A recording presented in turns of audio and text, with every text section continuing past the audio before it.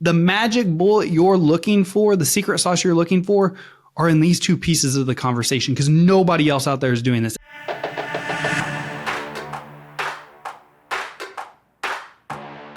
Hey, welcome to the Insurance Buzz. My name is Michael Weaver and I am flying solo today on the Buzz. Are you tired of missing sales? Are you tired of not knowing where to go in the sales conversation? Are you tired of not helping out more people and not making the money you deserve in insurance? If that answer is yes, this one's for you. All right. Today we're going to be I'm going to be dissecting the multi-line sales conversation and the structure to set you up for success, set the customer up for success. All right. So the structure of the multi-line sales conversation. How this got brought up is I had a call with Erin the other day. She is a third year of owning an insurance agency. And till this day, she still doesn't have a consistent sales conversation in place. And it was driving her crazy. It's frustrating because she can't track the data. Her team members all sound different. All right. Every producer does it their way. They all sound different. They all struggle with price and overcoming price. Price always gets brought up. They have no way in how to structure the conversation from when they get the customer on the phone to what the conversation sounds like to asking for the sell. No consistent structure, no consistent process, no consistent conversation. And so I wanted to bring this to the Insurance Buzz and walk you through a proven, structured sales conversation that will increase your sales. It'll increase your closing ratio. It'll increase the amount of policies per customer that you're working with. All right. It's going to help set you up for success, make more money, help more people in more ways. So let's get started. The very first thing is your elevator pitch.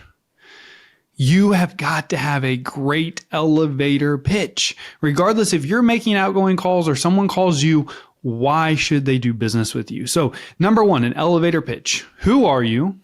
Why are you calling? For example, if you're calling cold calls, internet leads, referrals. So who are you? Why are you calling? Big, bold statement. All right. Big, bold statement. So why are you calling? And then why should someone listen to you? That's the bold statement. And then you're always going to assume the quote. Just like you're going to always assume the sell at the very end, you always assume the quote. So for example, hey, is this John? Hey, John, this is Michael from XYZ Insurance Company giving you a call today. I've been helping a ton of people out on their auto and homeowners insurance. Actually, the last 9 out of 10 people I've actually been able to help on and bring on to my agency. Let me ask you, is your address still the 101 Main Street? So that was just off the top of my head. My name is Michael. I'm calling from XYZ Insurance Company about your auto and homeowners insurance. I've been helping a ton of people. Actually, the last 9 out of 10 people I talked to, I was able to help out.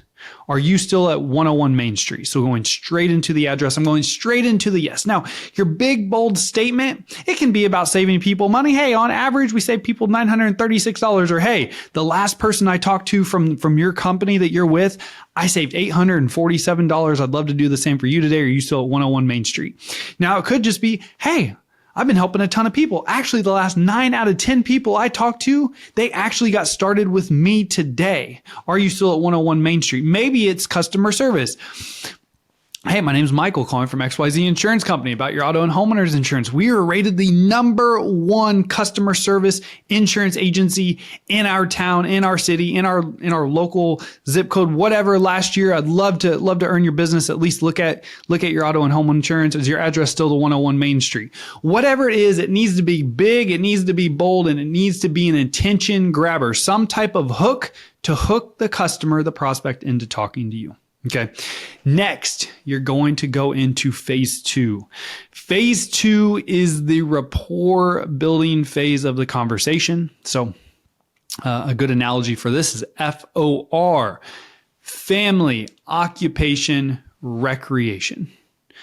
Family, occupation, recreation. You could do form, FORM, family, occupation, recreation, money. All right. However you want to do this, there's lots of analogies out there. Most importantly, you need to build rapport with the customer, with the prospect. You need to find some commonalities because people do business with people that they have something in common with, the know, like, trust factor.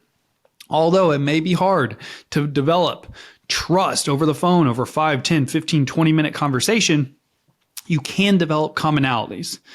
All right. They can, if you have commonalities, people are going to like you. They're going to get to know you, what you like to do. So family, occupation, recreation. Hey, how long have you lived in the area? What brought you to this area? And when they answer a question, you're going to dig deep into that. So, hey, how long have you lived here? I've lived here my whole life. Oh, wow. Does your family live here? Great. Where do they live? Hey, I've only lived here for 5 years. Well, where did you live at before here? What brought you here? All right. One question I always like to ask, what do you do for a living? What does your spouse do for a living? And then dig into it. How long have you worked there? What do you do there? What does that look like? All right. So have them talk about it. Kids, people love talking about their kids. All right. Do they have kids? What do their kids do outside of school? All right. Do they play any sports? Great. Speaking of, all right, recreation. When they're not working, what do they like to do? Do they have any big vacations planned? Things of that nature. All right. So family, occupation, recreation. Those are some easy questions you can have, and then dig into what they're telling you. So you listen to them. All right. This is a good reminder. The more you listen, the less you talk, the more successful you're going to be, especially in the rapport and discovery phase of the conversation, which we're in right now. So the rapport building, you're going to ask a question, they answer, dig into what they just told you. Hey, I'd love to hear that. Tell me more about that. Again, the more they talk about themselves, the more they're going to like you. All right. Psychology of selling, psychology of humans. So 2 ears, 1 mouth for a reason. Ask questions and use those ears to listen. And then show the customer you're listening. All right. Now, part of the rapport building phase, I like to say 80-20 rule, 80% build rapport, 20% get the information needed for the quote. You know, all the information. Hey, date of birth, all drivers' names, types of vehicles, rent or own, all that good stuff. But a majority of the conversation should be about building rapport. And then I'm going to introduce the third phase of the conversation, which is part of that rapport as well as the discovery phase. All right, the discovery phase of the conversation. What's got them shopping? What's important to them? What are they looking for out of an insurance agent like you? Why would full coverage be important to them? If their house burnt to the ground, what do they want that experience to look like? Do they have kids? If they have kids, do they have the right financial protection in place to make sure that if something happens, their paychecks are protected and their family can live the life they're used to living, even if those paychecks are no longer coming in and they're no longer in their life? The discovery phase of the conversation. This is extremely important in this conversation. The rapport building and the discovery phase are the two phases that most insurance professionals, possibly including you, really struggle with and completely miss out on the conversation. And here's the thing. If you don't build rapport and you don't have a discovery conversation, you can't have an educational conversation. Without those three things, you're only selling based off of price. That's it. That's it. That is all you're doing is selling based off of price. I've never ever met a customer that is concerned with the amount they were saving on their insurance when they total out their car, when their house burns to the ground, when their basement floods. No one is ever concerned with the premium they're paying. All they're concerned about is my car going to be fixed? Do I have a rental car during the time period? Is my house going to be rebuilt? Where are we going to live while the house is being rebuilt? How fast can I get this water out of my basement? Are the things I had in the basement going to be covered? These are the types of conversations you need to be having and fact finding. That's why you have to build rapport. That's why you have to figure out the discovery conversation. What's important to the customer? What are they going to expect out of you, their insurance agent, insurance company? What does great customer service look like? What is their claims experience? What do they want that to look like? What would a great claims experience look like? Do they want to be able to manage their policies online? Do they want a local agent they can go in and visit? Do they want to be able to have a one-on-one relationship with you, their insurance professionals, to be able to ask questions, even though they like to manage their policies online. These are all things you need to be finding out as important. Hey, you total out your car. What would a great claims experience look like? Do you want a rental car? All right. So these are all really, really great during the discovery phase. What's important to them? What do they have that they might be missing? What problems can you solve as the insurance professional? All right. Super, super important. Do not overlook these. The magic bullet you're looking for, the secret sauce you're looking for, are in these two pieces of the conversation, because nobody else out there is doing this. Everybody else is just trying to get through the quote and hope they save people money so that they can close the business. And then they're going on to the next person, the next quote. They're not having these conversations with folks. This is how you differentiate yourself as an insurance professional. This is how you go from being busy and being a product pusher to actually solving customers' problems, feeling fulfilled in what you do, and helping more people than ever and making more money than ever. But it takes discipline. It takes you controlling the conversation. All right. So rapport and discovery. Next, the next phase of the conversation is going to be the education phase of the conversation. So this is when you've done your elevator pitch, you've built rapport. All right. You've went into the discovery phase. You've figured out what problems your customer or prospect have that you can solve. Then it's time to educate the customer. So some tips here, because you're going to have to put together a plan. All right. That's the phase in between the discovery phase and the education phase. I guess I should say this is you need to put together your proposal. When you're putting together your proposal, you're always going to quote more coverages. You're always going to quote more policies. You're never going to single line customers. You're never going to give them the same coverage they currently have. Apples to apples is trash. Again, if you are giving customers apples to apples coverage, which means if they have state minimum, you're quoting state minimum. You're not doing anyone a service. All right. You're not a sales professional. You're not an insurance professional. You're a product pusher. You're just taking the call and giving the customer what they think they want. The customer doesn't know what the customer doesn't know.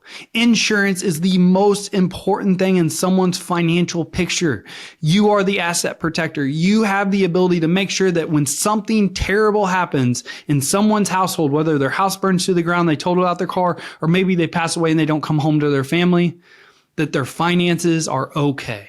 That they are not going to be devastated financially. All right. So you put together your insurance proposal. Then it's time to go into the education phase of the conversation. So you educate the customer based off of storytelling within the conversation. Again, you're going to educate them on, hey, this is the coverage you currently have, and this is what I'm proposing because of our conversation. And this is what your current coverage does for you. And this is why I don't agree with it. And this is why I am recommending you carry this coverage. And you have these policies also that you currently don't have. So you're going to educate them on every single coverage, every single policy you are doing for them. Okay. That's the education phase of the conversation.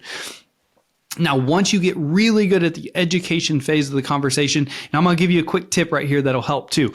When opening up the educational conversation, all right, to get the customer excited, you better be excited. So you always start with enthusiasm. If you're not enthusiastic about what you're doing for the customer, I can promise you the customer is not going to be enthusiastic. Enthusiasm sells. So you start with enthusiasm when you start that conversation. Hey, Mr. and Mrs. Customer, I've got great news for you today. And then you lead into disturbing complacency. You got to get the customer concerned, worried a little bit, ready to listen to what you have to tell them. Hey, Mr. and Mrs. Customer, I've got great news for you, but before we get started, I've got to tell you, your current coverage, it really worries me. Or your current coverage, I noticed a red flag. When you get really good at this disturbing complacency statement, you will literally have customers or prospects ask you, what do you mean my current coverage worries you? Or what red flag are you talking about? That's when you know you have the customer hooked into having the conversation with you, which is when you lead into that educational conversation. I always like to start with the liability limits. All right. After the education phase. So far we've talked about the elevator, the rapport, the discovery. All right.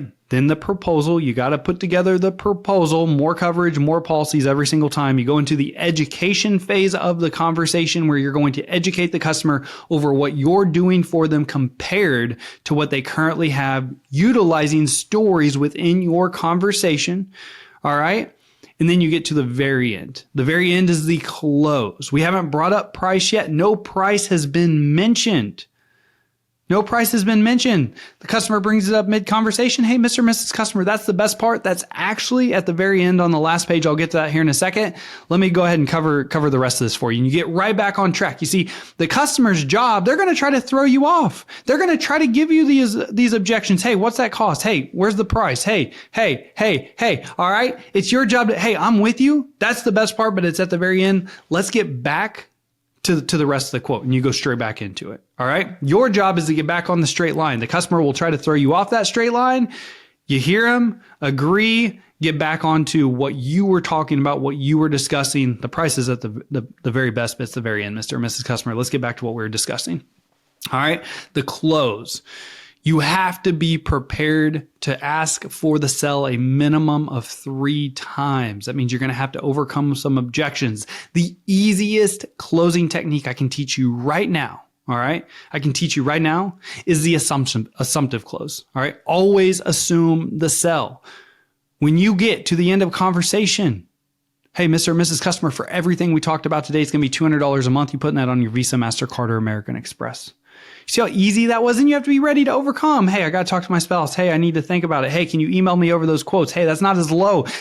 You're more expensive than what I was hoping. You have to be ready to overcome these objections and be prepared for that. But here's my thing is if what I just covered, you're still struggling with, you still have questions about, contact me today. This right here is what we do at Weaver Sales Academy. We teach you how to be an insurance professional. We teach your team how to be an insurance professional. We teach you successful, proven strategies, sales conversations, concepts that work. And it's very value-based, relationship-based sales conversations. So if you're tired of not hitting the paychecks you want, if you're tired of consistently missing goals, if you're tired of not having the time and freedom you want because you don't have consistent sales processes and sales conversations within your agency, reach out right now, 816-727-7610. Hit me up on socials, whatever. Let's talk. I'd love to talk to you. So what I hope you do with this today is I hope you take this framework, this proven framework. We've worked with over 10,000 insurance professionals. I promise you this works. It doesn't matter if you're in the middle of nowhere, Nebraska, or you're in Long Island, New York. This works. People are people. All right. This framework works. So elevator pitch, rapport, discovery, conversation. You're going to do the proposal, education, and close. All right, why this is important to you as a producer, as an agency owner. Consistent sales conversations produce consistent results. Consistency is a magical thing, especially amongst your team. Clarity and accountability. If you have consistent results, number one, that allows you to do your job as the leader, manager in the agency to where you know exactly what it takes to be successful and hit your goals. 2, clarity. All right. Clarity amongst the team. If everyone knows what's expected, how to sound, how to overcome objections, what the elevator pitch sounds like, what rapport building questions to ask, what an educational conversation sounds like, how to ask for the sell confidently 3 times. That is clarity. Clarity empowers your team to be successful because they're confident. All right. And lastly, from accountability, if you have consistent sales conversations in your agency, consistent sales processes from your PNC to your life, to your investments, to your health, to whatever, you have to have consistent sales conversations for everything. That's what we teach at Weaver Sales. But it's going to allow accountability within your agency, not only for you to hold the team accountable, but for the team to hold the team accountable. So when a teammate hears another teammate not build rapport, or not have the discovery conversation to discover the hot buttons, or not educate the customer, or not use stories within the conversation, the teammate B can be like, hey, teammate A, what's going on? I heard you missed this. You didn't say this in the conversation. Tell me why not. Tell me what's going on. Accountability is magical. All right. So again, if you do not have consistent sales processes, consistent conversations in your agency, you're missing goals, you're missing paychecks, you don't have the time and freedom you want, your team seems lost, contact me. Let's talk. It doesn't have to be hard. You just need consistent processes in your agency. All right. So if you enjoyed today's episode, if today's episode was helpful, please leave us a 5-star review on The Buzz. We appreciate you. And if you have any follow-up questions, shoot me a text, 816-727-7610. Yes, those will come directly to me. I will answer them. Other than that, as always, time is the most valuable and important asset that we all have. I appreciate you spending time with me today. Thank you so much for your support of the Insurance Buzz. Make it a great day.